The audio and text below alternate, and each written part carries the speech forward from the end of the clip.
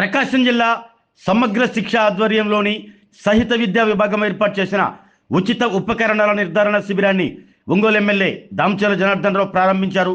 ABM junior కాలేజీలోని ఈ శిబిరానికి హాజరైన విద్యార్థుల తల్లిదండ్రులతో ఎమ్మెల్యే మాట్లాడారు. ప్రతి విభాగాన్ని సందర్శించి అక్కడ వారికి చేస్తున్న పరీక్షలను ఎమ్మెల్యే దామచర్ల స్వయంగా పరిశీలించారు.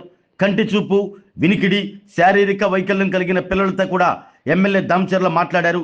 ఉచిత ఉపకరణాల నిర్ధారణ శిబిరం చక్కగా జరుగుతుండటం పట్ల జిల్లా విద్యాశాఖ అధికారి కిరణ్ కుమార్ను ఎమ్మెల్యే అభినందించారు. అనంతరం ఎమ్మెల్యే దామచర్ల మీడియాతో మాట్లాడుతూ ప్రత్యేక అవసరాలు గల పిల్లల కోసం రాష్ట్ర ప్రభుత్వం ప్రత్యేక చర్యలు తీసుకుంటుందని తెలిపారు. అలాంటి పిల్లల కోసం ప్రభుత్వం అందిస్తున్న సౌకర్యాల గురించి వివరించారు.